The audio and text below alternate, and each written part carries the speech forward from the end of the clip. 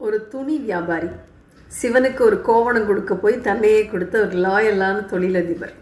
இவர் பேர் அமநீதி நாயனார். ஒரு திருநெல்லூர் அப்படிங்கிற ஊரில் ஒரு மடம் கட்டி அங்கே வர்ற சிவனடியார்களுக்கு துணி, கோவணம், சாப்பாடு அப்படின்னு நிறைய கொடுத்து உதவி பண்ணிட்டு இருந்தார். இவரோட நேர்மையை உலகத்துக்கே காமிக்கணும் அப்படின்னு சொல்லி சிவபெருமான் ஒரு பிளான் பண்ணார். இதைத்தான் பெரிய புராணத்தில் சேக்கிழார் ரொம்ப அழகாக சொல்லியிருப்பார். நலமிகுந்த திருநெல்லூர் நம்பர் பாதம் நன்னுவார், உலகம் ஏத்த சிவனடியார் ஊட்டும் மடம் ஒன்று அங்கு அமைந்தார்.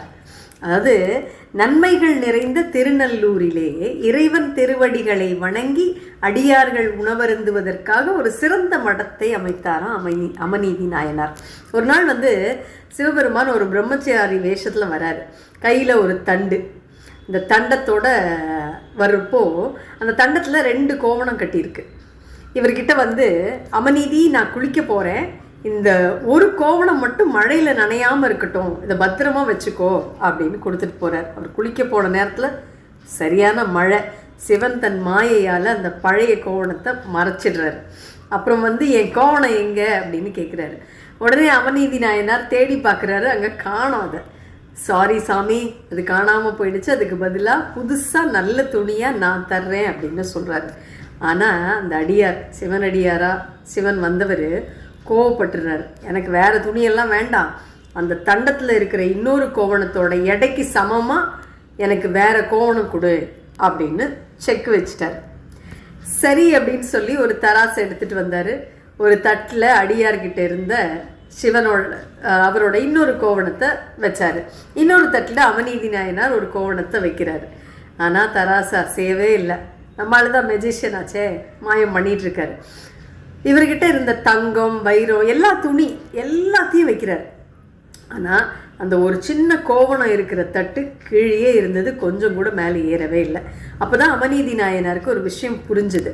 இது மாதிரி நல்லோர்களுக்கு பொருளுக்கும் அருளுக்கும் நடக்கிற போட்டி கண்ணுக்கு தெரியுமா? அந்த மாதிரி இது வெறும் துணிக்கும் தங்கத்துக்கும் நடக்கிற போட்டி இல்லை, பொருளுக்கும் அருளுக்கும் நடக்கின்ற போட்டின்னு அமநீதி நாயனார் புரிஞ்சுக்கிட்டாரு.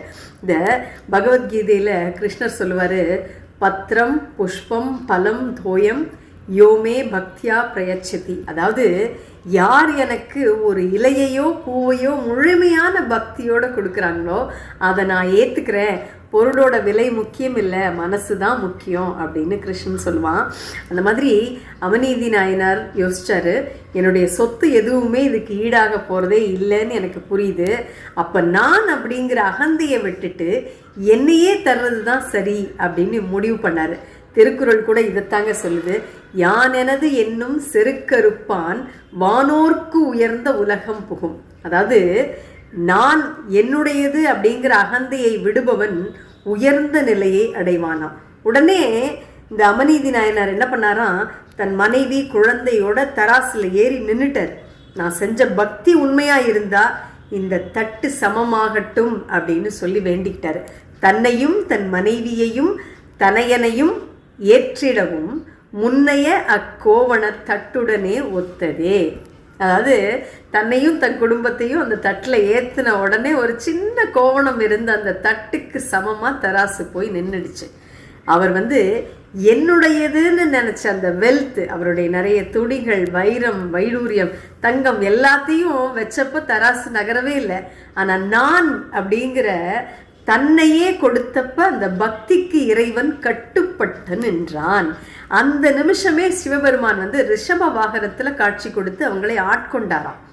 இன்னைக்கு நம்ம ஒரு கோயிலுக்கு போய் ஒரு பெரிய தொகையை செக்காக டொனேஷன் கொடுத்துட்டு நம்மளை விட பெரிய பக்தன் யாரும் இல்லை அப்படின்னு கெத்தாக நினைக்கிறோம் இல்லையா?